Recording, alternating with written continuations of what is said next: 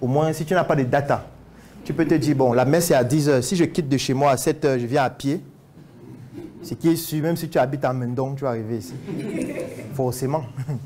D'ici 1 h 30, 2 h, tu seras là. Tu ne peux pas dire qu'il n'y a pas de data pour marcher. Les data pour marcher, c'est juste une bonne paire de chaussures et puis une bouteille d'eau. Et tu as beaucoup de supermarchés sur la route. Donc quand tu as trop chaud, tu entres dans un supermarché. Tu te diriges là où il y a la clim. Tu fais comme si tu veux savoir les produits là, ça coûte combien, mais la clim, c'est pour ça que tu es là. Dès que ça te rafraîchit, tu ressors. Tu dis non, moi je veux ça. Vous n'avez pas le 200 grammes, non. Je vais chercher ça ailleurs. Tu continues. Dès que tu transpires encore trop, tu es dans une boulangerie là. Vous n'avez pas le pain avec la farine de patate ici. Tu es à côté de la clim. On dit non, il y a juste le pain à base de farine de blé. Non, le blé c'est dangereux pour la santé. Tu parles manioc. Bon, ok, vous avez alors quoi d'autre ici? On te montre les yaourts, tu regardes. Mais vous n'avez pas le yaourt à la fraise? Oh, c'est dommage. Tu continues de marcher jusqu'à ce que tu arrives ici. Ce sont les astuces qu'il faut utiliser quand on n'a pas d'argent.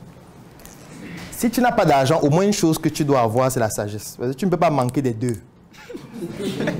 Parce qu'on ne peut pas tolérer ça. On peut accepter que tu es pauvre. Peut-être que tu es né dans une famille qui n'avait pas les moyens. Personne ne choisit où il va naître. Sinon, moi, je n'aurais pas choisi de naître ici. Je suis sûr que toi aussi.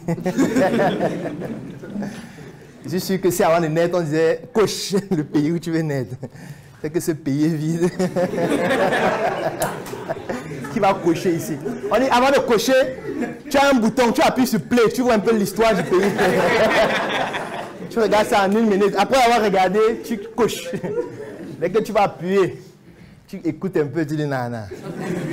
Qui? L'enfant de qui? Ne peut pas vivre ici. Tu vas cocher quel pays? Au Canada. Canada, n'est-ce pas? C'est bien. Quel pays?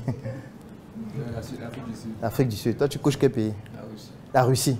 Quel pays? Canada. Quel pays? Mais pourquoi tu ne parles pas maintenant?